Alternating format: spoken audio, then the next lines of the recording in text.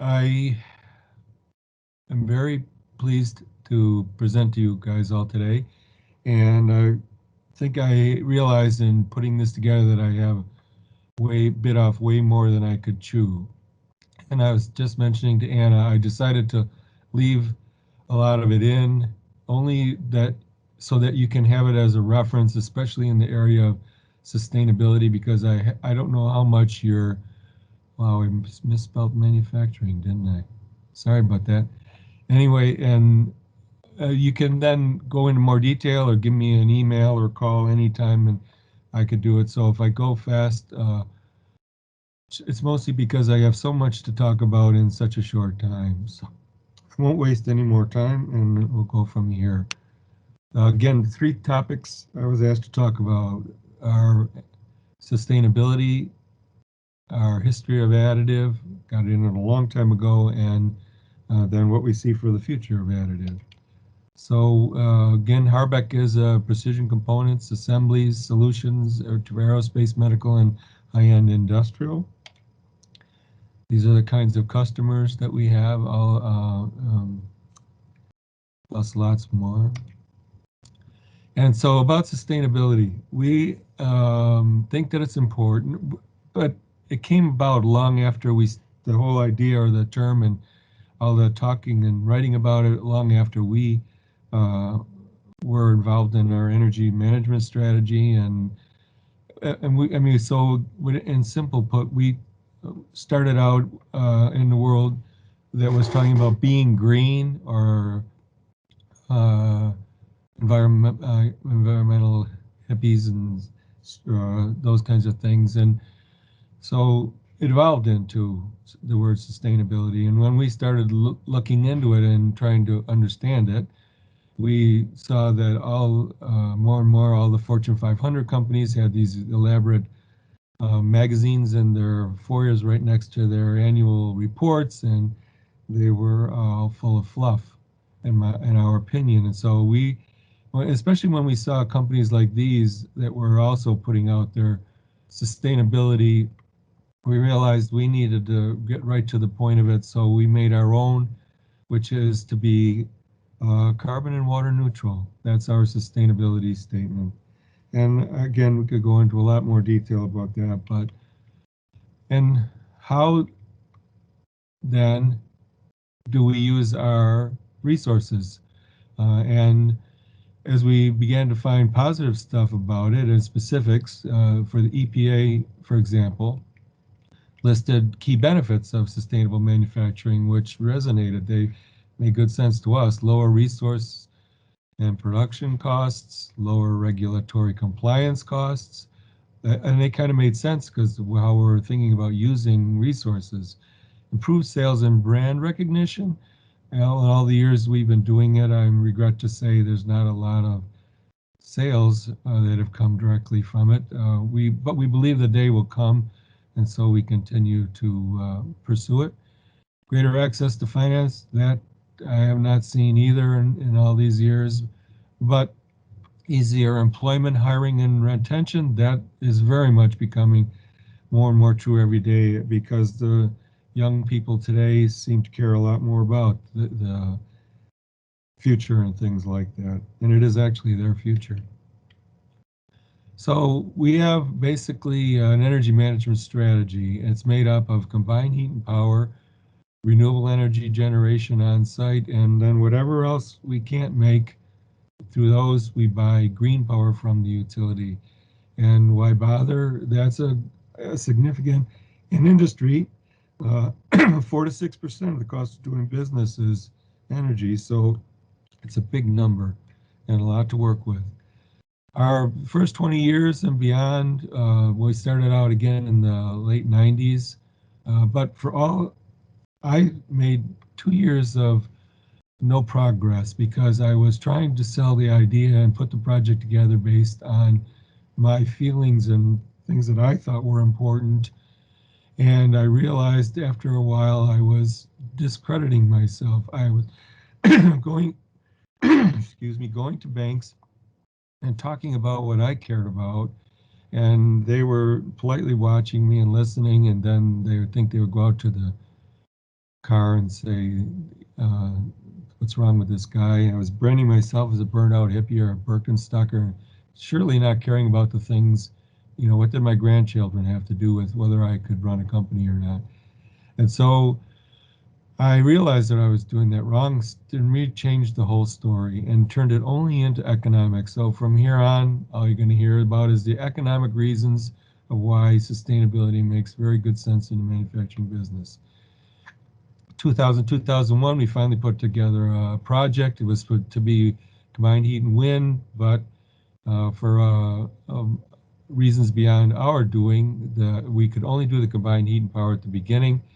But in 2002-3, we added the wind finally to it, a 250 kilowatt wind turbine. In 2007, with this pursuit of energy awareness growing and how we were applying it and thinking about it, we did a lighting upgrade. At that time, LEDs were just coming out and they weren't very reliable.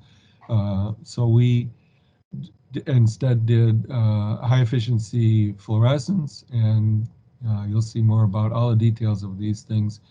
The combined heat and power project finally paid off in 2008. I'll be talking a lot about what I mean by paid off as we go through this. Barrel installation project, an example of energy awareness and kinds of things that you can do if you think about it. The wind turbine paid off in 2010.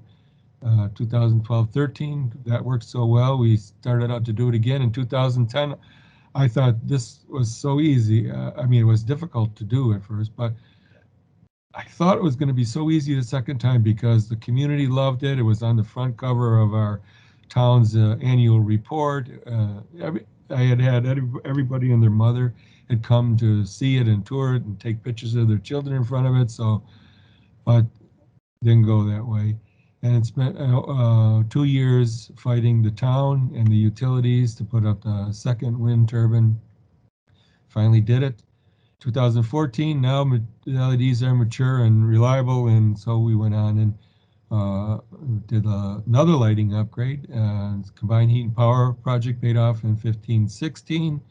And so actually we did an upgrade in 2015 and 16 to make it even better.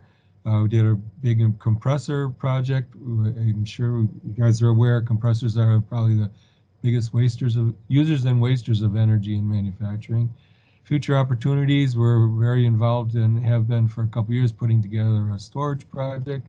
We just finished a new addition and we're adding 300 to 400 kilowatts of solar to the roof of that. Our 250 wind turbine had problems, and so we need to replace that, or actually replacing it with the same version but a completely rebuilt one. We are increasing our geothermal, and all in all, the other areas, energy savings activities in any way we can, processing, promoting sustainability, origin materials is another big part. Now we'll run through this quick. This is a report that we give to our employees every year, and we hold ourselves accountable to report to them. We also care about waste, and we're 2015 or 2025. We plan to be zero waste to landfill. So we keep track of all of our plastic waste. We try to throw no plastic into the trash. We do metal recycling. We report on our energy, how much energy we purchased, and this is a big thing right here. So both of our turbines are having trouble recently, and this red number here is how much money didn't go to our bottom line, because instead of making our power from these two turbines, we had to buy it from the grid. Just to start to give you an idea about, and remember, we're about 150 people company doing about 18 to 20 million a year in sales. So to try to put this into perspective, and again, more details later. And then we report on our fuels, the other part of our carbon impact because of vehicles. ISO, I'm not going to talk a lot about that, only that it's a wonderful international standard that if you get involved in it, it has great tools to teach you about it and measure, and it also adds third-party audit, which to us was very important, because if we were going to be carbon neutral, we needed to be able to prove that what we were saying was accurate and true, and not just fluff that we were making up ourselves or intentions that we hoped to be and all that. So, but just to say that in the first year of getting into it, we established a platinum rating, which was the highest that they have. There at the time, last I knew anyways recently, there are 9 companies in the world that have attained that level, and I'm sure we're the smallest one. The energy reduction that first year, though, this is the exciting part, $84,000 to our bottom line. And every time I tell you these examples of dollars to the bottom line, keep this in mind and keep this thought in mind. It comes up every year. It comes back every year. Whatever we're doing, we don't stop doing it and going back. We add more energy positive things to it. So every year since that year of 2014, that $84,000 positive impact continues to hit our bottom line.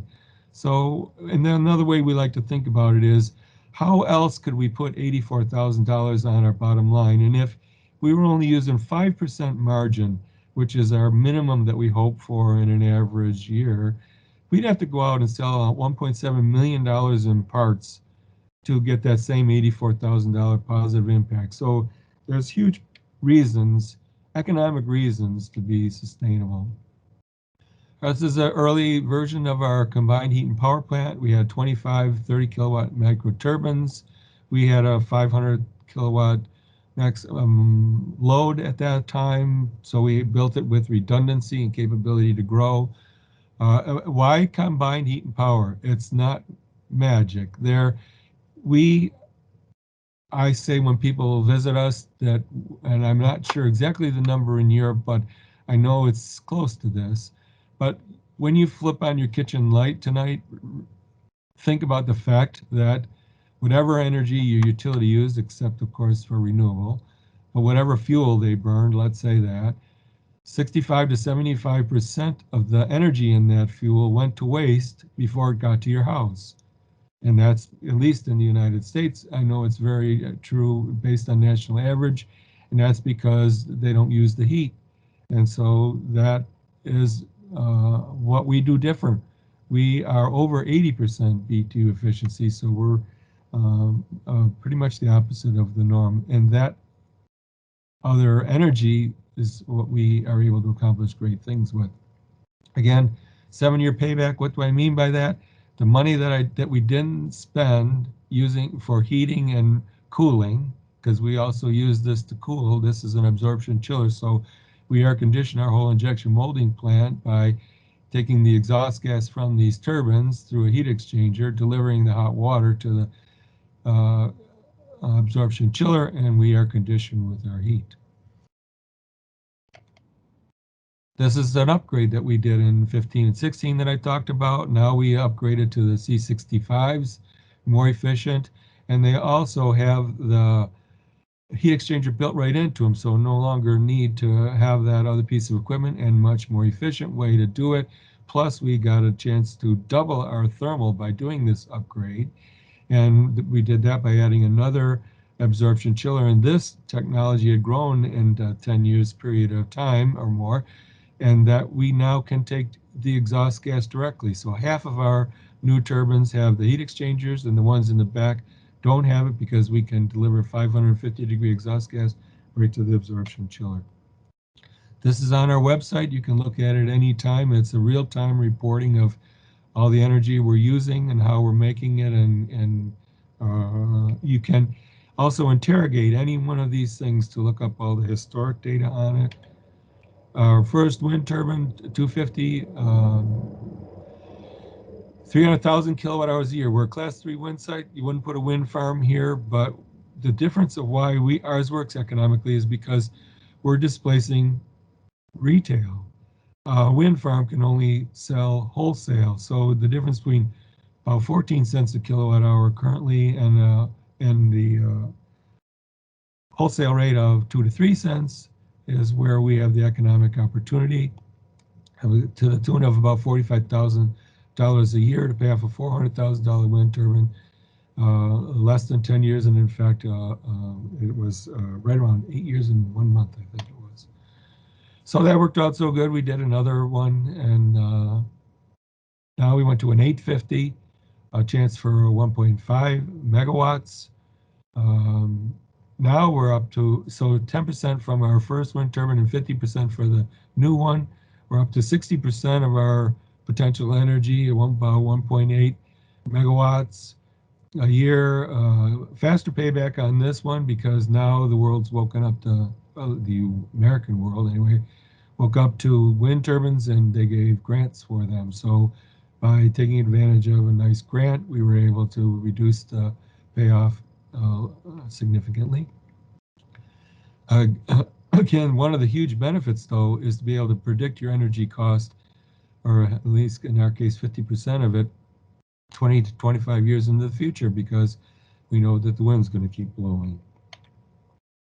Our transportation, all of our vehicles are green fleet. We have a delivery truck that's a diesel hybrid, electric hybrid. We have Ionic and Leaf and my Tesla.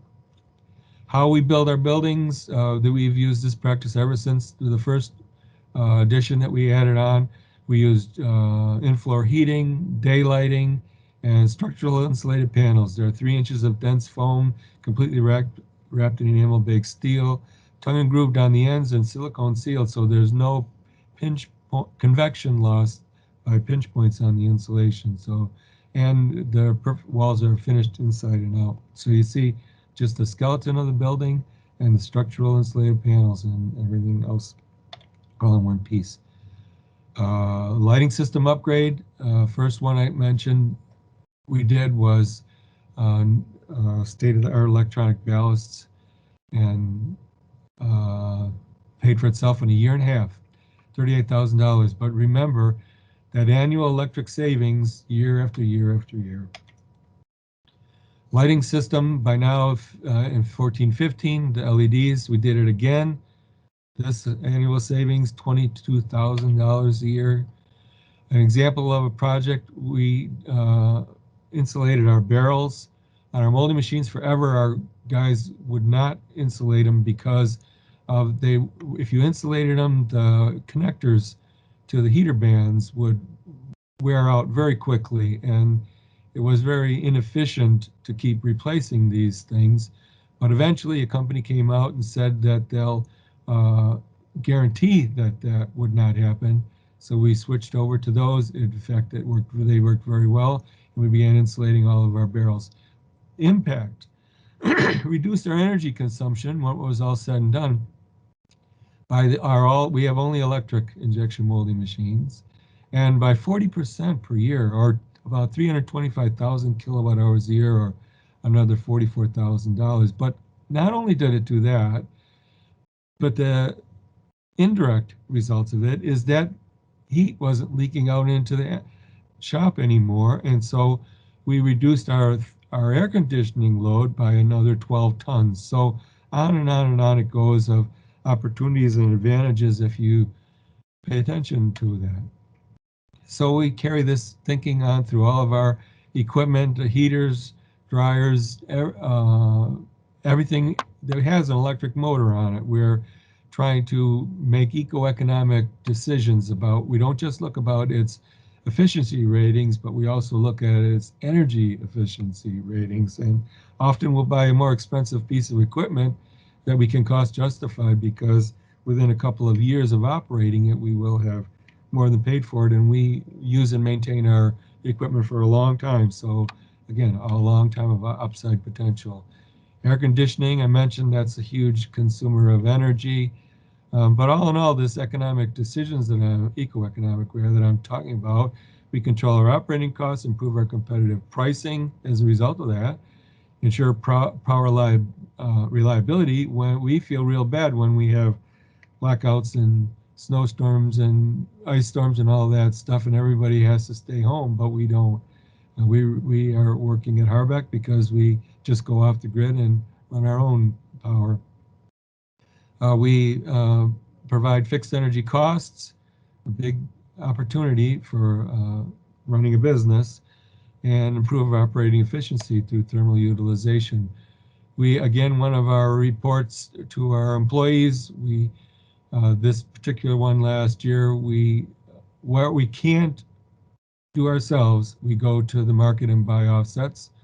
We use BEF in our country, and our carbon credits go towards a wind farm in Oklahoma. Our water credits go towards a river in Central Oregon. Carbon and water neutral.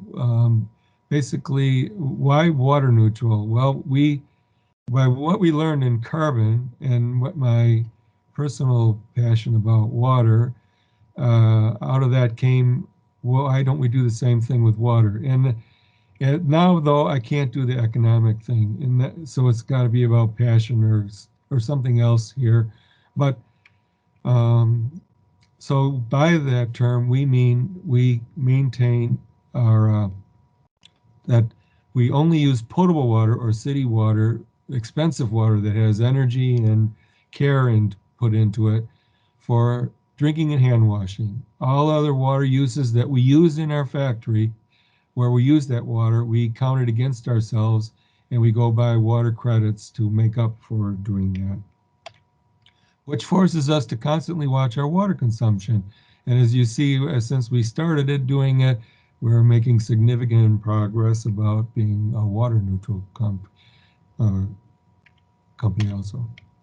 We also care about the materials that we use, but we can't do much about it because our customers dictate. So our focus is on bio-origin versus biodegradable. We think this is really a twisted word that people misuse and misunderstand most of the time. Bio-origin is very clear, though. Instead of using dinosaurs to make our plastic, we like to use plants and animal fats and alternatives like that, sugars and starches. The ROI thing that I'm talking about, everybody says the reason they can't do it is because energy stuff has lousy ROI. Well, it does, except that I try to give it an example. You use your other pocket. We have the same thing rule of ROI in our company, but if you go to the other pocket where you have to pay things you can't do anything about anyways, like your insurance and rent and taxes and those kinds of things, that's where your energy bill is. How many people say, well, what my energy bill, I can't do anything about it anyway. They don't even look at their energy bill until their controller comes to them some month and says, what went wrong? That there's 2x on the energy bill, and then they pay attention to it. So a reason to think about your other pocket. Again, what's going on in the future? Less energy per widget forever. That's how I summarize 50,001. And while it sounds like a naive statement, I totally believe that it's absolutely possible. And after doing it for all these years, I get more and more convinced every day because the world is changing. And things like those heater bands, why did they invent the heater bands that way? Because there's a market that people will pay the extra money to buy them. And I think that that's going to just keep feeding, and it's going to go more and more. Zero waste by 2025, zero impact versus zero carbon. That's what we're thinking about next, which is better, and how do we want to be in the future to define ourselves. We also are very curious about biophilic design through biomimicry interests and explorations we've done. And then sensitizing stakeholders. I'm just going to say that when we send out a quote to somebody, we tell them not only the price for the units, but also if they choose to buy the units from us, this is how much carbon they'll be saving and their carbon footprint by buying our parts. We're doing a geothermal project. Unfortunately, timing didn't work this year, and it's only half done because the pond froze. So it looks just about like you see it right here now, except that everything is ice and snow. But we will finish it up in the spring, and that first phase of it will give us 90 to 100,000 kilowatts of chiller use reduction because we're using the pond instead of running the chiller. And these are sunk down on the mud on the bottom of the pond, so we're able to use the earth. And This effort alone will pay for is $14,000 to $15,000 a year, so it'll pay for itself in about 3 to 4 years, and it has a next phase to it because we can add heat pumps to it, and the next phase will be even more benefits. This is our new addition. It's nearly complete now. You can see about a month ago, this is a picture of our in-floor heating today, much more sophisticated. These are insulated boards with passages for the tubing, and now this is all concrete. You see, instead of doing day lighting this time, we did clear story windows all the way around, and the reason why is because we're using the roof, covering it with solar panels. More about the future, we're looking at, have been working almost 2 years now to put together a 1 megawatt storage, and we're also doing an energy management monitoring thing, which is very exciting. We just penciled a deal with Millicron last week. They have developed a whole new system to monitor their molding machines and report real time, and so they're putting it on 3 of our machines to get started, and we're partnering with them to give them data back, and it's very exciting. Again, new solar roof. I believe in intensive agriculture. All that thermal, we still have lots left over, and the biggest user of energy, I'm sorry, intensive agriculture has to happen in the future. We can't even think about feeding the billions of people that will be here by 10 billion by 2050 without it. And its second greatest expense after employees is energy. And so if we have and it's a big portion of it is thermal, and so it's a perfect match made in heaven, I believe, is that industry and agriculture are side by side. This is, again, about our certifications. So now into the additive. I'm a little bit slower on that. So why did we get involved in additive? For as long as we've been in business, going on 44 years now, we've been involved in engineering prototypes. And so I'm giving these examples to show what I mean. Not concept prototypes or design prototypes, but functioning prototypes. So when we were carving things to come up with it with a CNC machine, or fabricating carving before the days of the CNC with pattern making and things like that, our imperative was that it be as close to production intent as possible. So whether it was handles for tow motors or toys for children or special devices that allowed for research and testing, they had a special set of requirements other than just looking like it. So we were carving, again, since the first day, the one thing we've kept solid in improving at a constant pace is our CNC and the CAD/CAM related to driving it. So we were the first or second, literally, company in the United States to use Mastercam. We have a very special relationship with the company. I know the owners personally very well, and so it's always been about CNC and how could it do things. Well, we could cut things, and then if we needed more than one, though, it's a lot of cutting. So we, of course, did rubber molding. And so now it becomes about the master. How do you make the master? And CNC is fine, but could there be other ways? And so in the mid-90s, the other ways started to expose themselves. And one of the first one we got was the BPM, ballistic particle manufacturing. It was a magnificent idea, and in these days, other than Stratasys with its fused deposition modeling, which was not too reliable at that time, pretty thick steps and a lot of Z-axis delamination in that, so we were reluctant. But this seemed like it was amazing because it was ballistically ejected particles of microdots and all that really cool stuff. So we got our first BPM. Well, it ended up that in the whole life of the company, they sold 16 machines. And we were one of them. And yeah, I like this analogy. The inventor said that he thought it up from spit wads. If you remember when you were a kid, maybe probably you were all good people in school, but us bad kids would take their straws and chew up little pieces of paper and spit wads. So that's what gave him the idea for this machine. And what is amazing is not only was it was a 5-axis machine in the mid 90s, 5-axis. So anyway, that was uh, didn't work too good.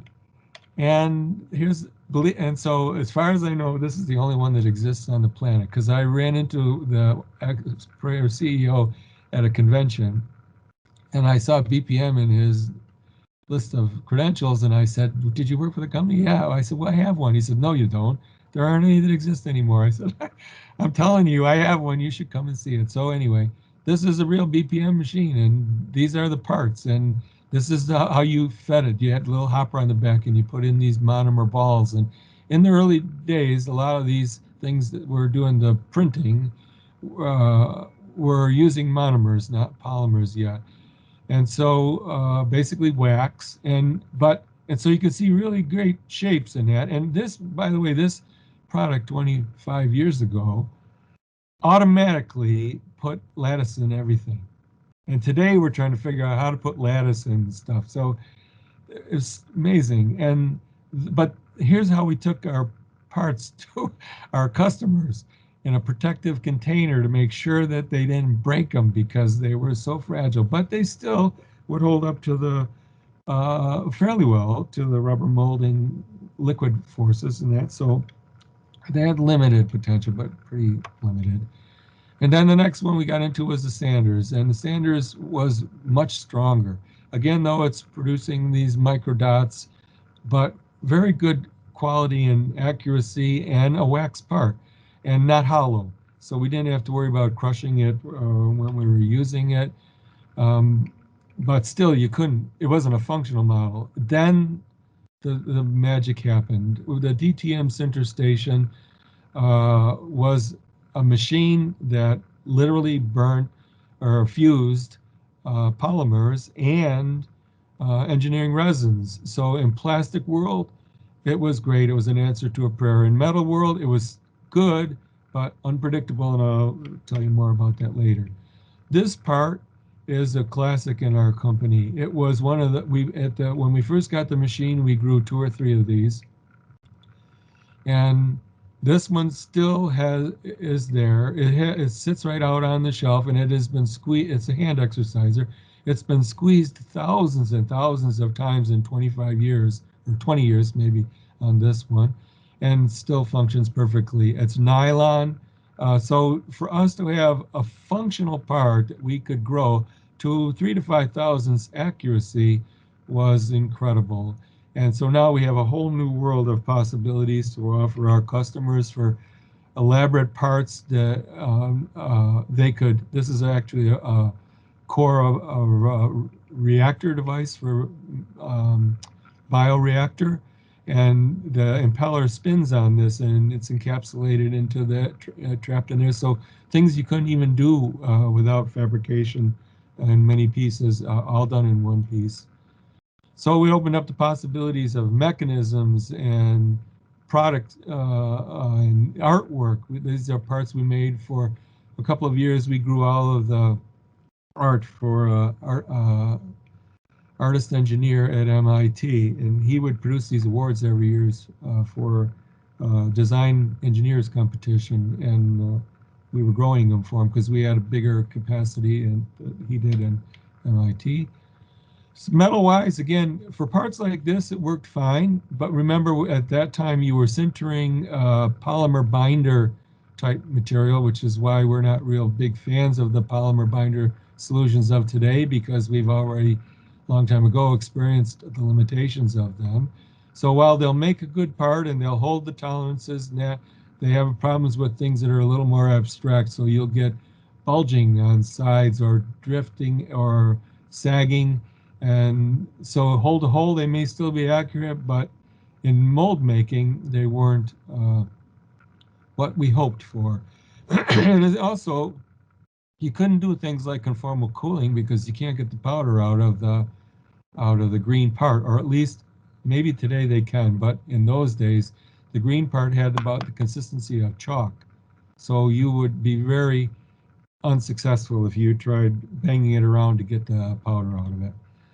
Today, the EOS. So all of our metal today is done in 3 EOS 270, original one in the back. And for 2 years, I tried to buy EOS before they came to the U.S. They were held off by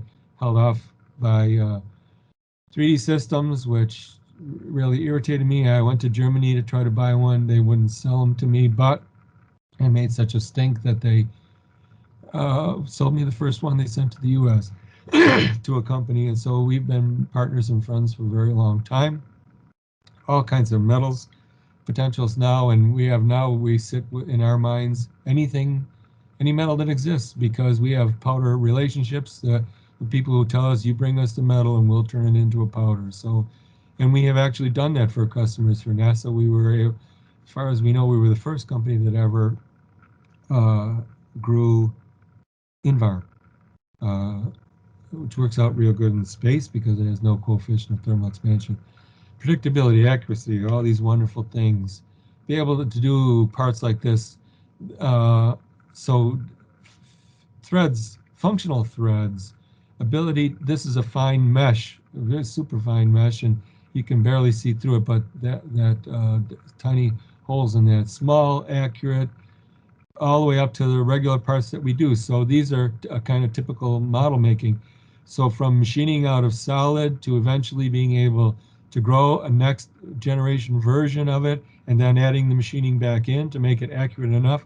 We don't consider ourselves a service bureau. We actually are almost always required to add more accuracy or finish or whatever to additive parts. And then as an example of how our customers work with us, not only did we eventually grow it, but as it evolved, the part became a complex hybrid. So this is heavily loaded, glass-loaded nylon internal engine component part that is precision inserts and most cost-effective, final, and best functioning solution for the customer. Our newest SLS machine for polymers is the XYZ. We also have FDM, our Fortis, Mark Forged, and Gigabot. Gigabot was a very exciting potential for us because it helped us to realize another dream, or so we thought, which was pellet to part. We will be satisfied when we can enter our company's has over 300 different polymer blends in our inventory. And our goal is to be able to take one of those bags of material, put it into an additive machine, and grow the exact part for the customer. And we won't stop till we reach it.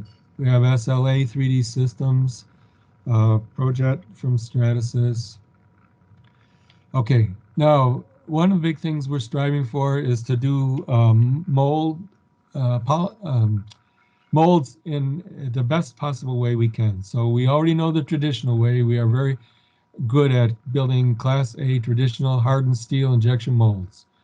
But we also do aluminum tools, and we also do every other kind of tool that we can find or think about. And this is an example of, these are all different companies and technologies that say they do polymer rapid tools. And so additive, and how we approach it is we use this as a benchmark, and we have everybody do the same thing. So now we have already set of standards, and then we see how people produce to it. So some of these, if you could zoom in on them, you'd see chips broken out of them and cracks in them and all those kinds of things. But they did produce parts, and we number all the parts and keep track of them and how well they worked and all that kind of stuff. We also explore, does it have to be this solid mass of this expensive exotic photopolymer, or could it be that we could use lattice and things like that to help us reduce that amount at the time we grow them? So today where we are is currently investigating two very hopeful alternatives that have evolved out of this pursuit. This is one called Fortify. They use a polymer ceramic We believe it's a material that we used about 10 years ago and had marginal success with. That's been reborn, and so far it's looking very hopeful. Now, and they're proposing that they're in the hundreds range, so not 5 to 10s to 15s or something, or tens, but hundreds. So several hundred parts from their molds. This is even more exciting. This is a product called Mantle, and these are steel tools. They're P20 and H13 comparable metals. We're doing machining testing on them, on their materials right now. We have a COVID test unit that we're currently producing that we're using as the first cavities from them, and stay tuned because we're pretty excited about that one. The dream of pellet to part, one technology we looked at, Juggerbot out of Ohio, very nice potential. They offer pellet to part and filament. The filament worked well, but the pellet to part is near net based, and near net doesn't work for us, so we probably won't be using that one. But in that same pursuit, we did find Robos out of Italy. They are filament, but super high-end filament, an amazing control of abilities to create some incredible parts, and basically we're going after a market here of steel replacement. So we believe that the future is about making things lighter, and anything we can do, you'll see other examples of it, including the material or the design of parts or whatever. If we can make it lighter, then it's less energy. And so our new Robos machine is 2 weeks away. The spot's been made ready, and it will arrive in Houston today or tomorrow from Italy, and it will be in our shop by the end of the month. This is an example of a Robos part. This is the injection molded part of a new design of instant water heaters. But you can see the intricacy of that and the ability to, and it's about 12 inches or so in diameter, and very thick, heavy. To be able to model this, the only engineering prototype it, the only way we could think about it in the past was to machine it out of a solid, but they wanted 30% glass filled nylon. To find a glob of that is hard to do, to machine out of, and especially of this size. So, and this is actually Robos part. Needs a little bit of finishing work, but a lot of it can be used as is because it's not affecting the ability of the engineers to test the part. But another part of our Make It Lighter campaign is about topology, generative design. These are examples of things we've done. I think Anna actually did this one for us, and Anna helped me design this tool for the Ultimate Golfers tool. This has the ability to fix your divot, tighten your spikes, open your beer bottle, and hold your cigar. And in the middle of it is a ball that revolves. And the only reason for that is because we could, and so we did. And then the rest of it is examples of lightening and strengthening. Our most current topology is a stool that we built using end topology as we force ourselves to learn about that. And our goal eventually is to offer it to our customers along with mold flow and all the other value add that we do at no additional cost to try to help them make their products better. This this is very hard for me. I would love to spend another hour talking to you about this because this part is very significant in developing the idea about the toolmaker of the future. But I don't have that much time left. So this is an optical assembly holder. So very precise, very high finish, and very thin. And as you can see, and inside of this, they would drop the lenses to create the lens assembly for a projector or whatever. This is the core that made that. And it was additively manufactured by a tool maker that knew how to think subtractively. So the finish from the additive process wasn't good enough. The accuracy wasn't good enough. But the tool maker of the future that we're trying to how we see the future is this is where additive works. Additive allowed this one mind to use both worlds best. So he could grow the part within 12 hours. While he was growing the part, write the finished pass program for Mastercam, build a quick, simple fixture with 2 dowel pins on it, pick up the dowel pins so that when the part came out of the machine, it's plenty accurate enough to set its dowel holes onto the pins, clamp it down, and push cycle start.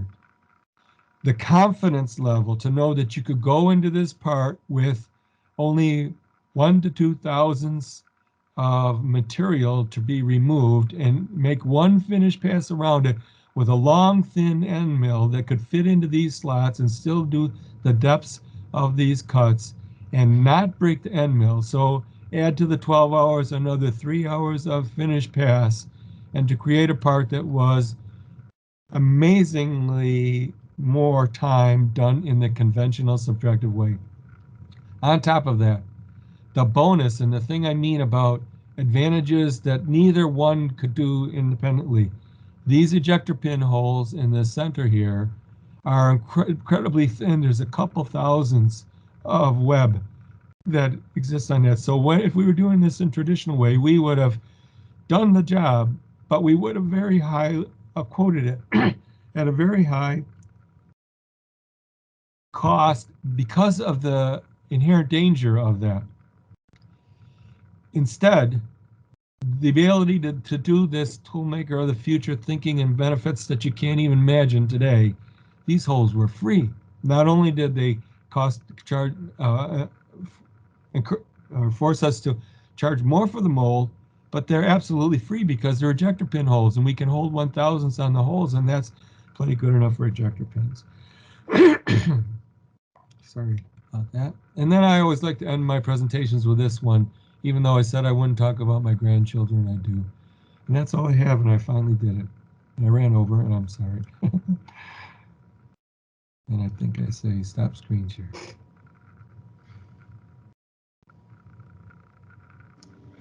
Is anybody there? Awesome, Bob. That was so great. Thank you. It's always so inspiring to see like the history of HARBEC and like where you've come from, because you started HARBEC in your garage, right? In your Yeah. yeah. Yep. Yeah, and everything you've done with sustainability and how you're pushing innovation out of manufacturing. It's always like, I always get chills when I hear your presentation. So I just want to give you a round of applause. Thank Yeah. you. Thank you all. Yeah. Do you have any questions? Yes. I'll raise my hand. Please. So Bob, you talked a lot about sustainability, and then you talked a lot about additive, but we didn't really talk about sustainability and additive. And I think it could be very interesting to hear your point of view on how you see the future of sustainability. And I'll expand for just 1 second.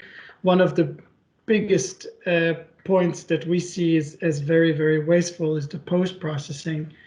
So it would be great to hear if you are planning any activities on addressing the material utilization, material waste, waste in post-processing, any other example. Yes. Post-processing, we are very fortunate to be very close to Buffalo, New York, where the post-process company is. And we have been working with them since they early started, and we keep up with all of their technologies and capabilities, and often are testing things for them or giving them samples so they can do their own. But also always looking for everything we can. Materials, I'm working actually with Jacob, I think it is, and at least we touched base we are pursuing every way we can. So we're making great success with our metals powders, and found a company that we're very hopeful is not only going to recycle them for us, but pay us for them, which is always an extra bonus. And I believe in the future is going to be more and more. Polymers, we aren't having as much luck, but we also don't have to waste a lot of polymer powder, because so much of it, where we're more worried in the polymers is the containers and things like that that had material in them, and how do we properly dispose of that. So we're working at it, doing everything we can, and I believe whenever there's a problem like that, it's going to create a business. And so as long as we stay diligent and keep watching for it, we believe that as it grows, the answers will present themselves, and we'll be committed to engaging with them. Did I cover the points? Oh, and then of course, in the actual parts, I mean, how could we grow topology, or how could we machine a topology solution? So in the pursuit of lighter, you would never carve out that part that I showed you. It would be a ridiculous waste of time and energy to get that lighter part. But by additive, you can accomplish it very well, and actually save time and material. So I believe that additive is a huge step towards sustainability, because it's presenting new opportunities for it in many, many different ways that subtractive never could. And that's why, like, we don't like to even separate them. We're trying to force everything and everybody to think about them as one. Additive and subtractive is one. A mill and a lathe, that kind of thing. They're all in the same family of tools that we work with. Thanks. Yep.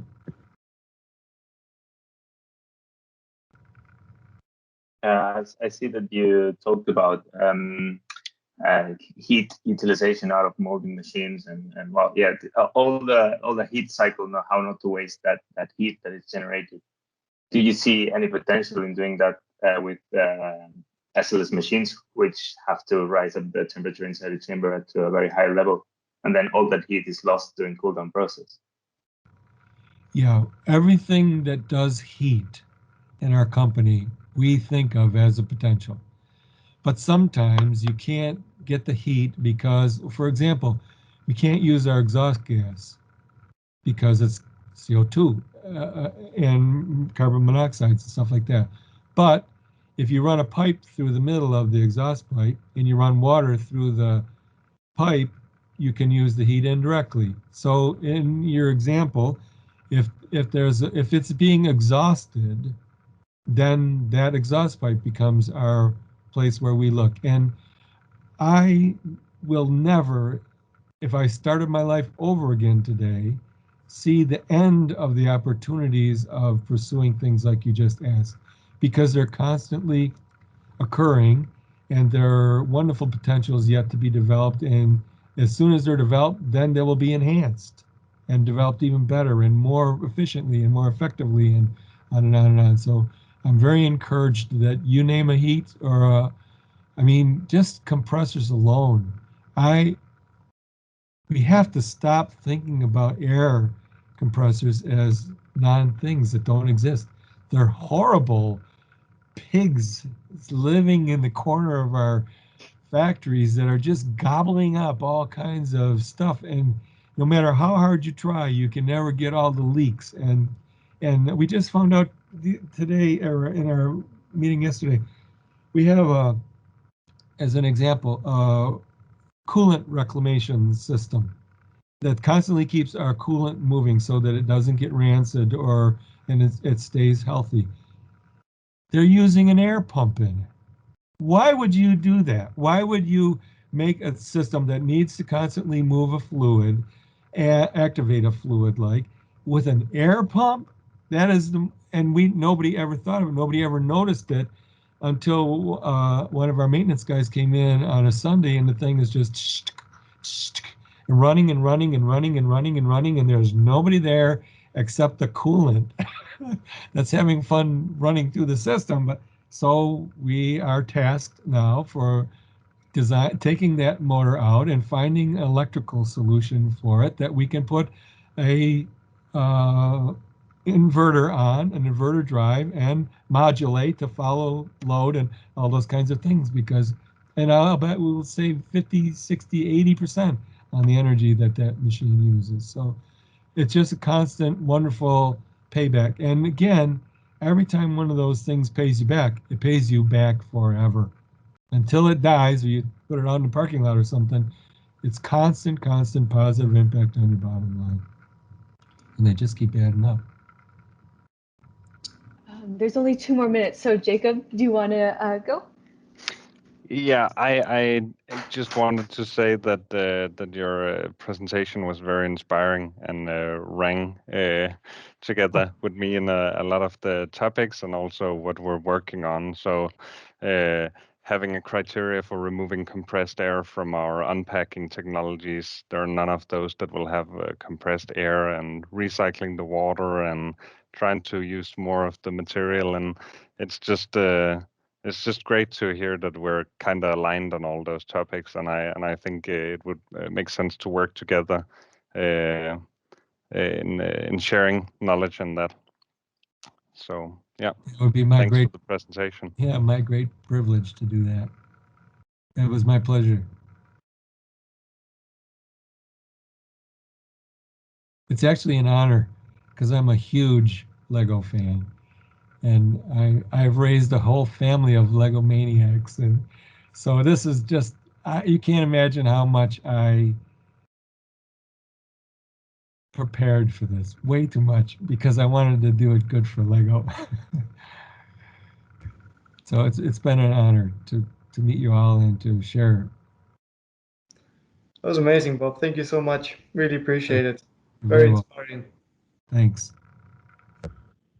Yeah, super inspiring. Thanks a lot.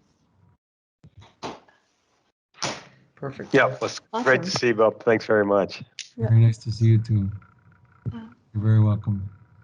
Yeah, thanks, Bob. And if more questions come out of this meeting, like after it ends, and we want to set up like a knowledge share another day about any of these topics, that would definitely be great. And that's also, Anna has the presentation, so if there was a slide you wanted to see or look up or anything like that, just email me or call me or whatever. Awesome. Okay. Yeah. Thanks, Thank you Bob. You're very welcome. Very Take much. care, everybody. Stay healthy. Much. Bye. You're very welcome. Thanks, Bob. Bye-bye. Bye. Bye. Yeah.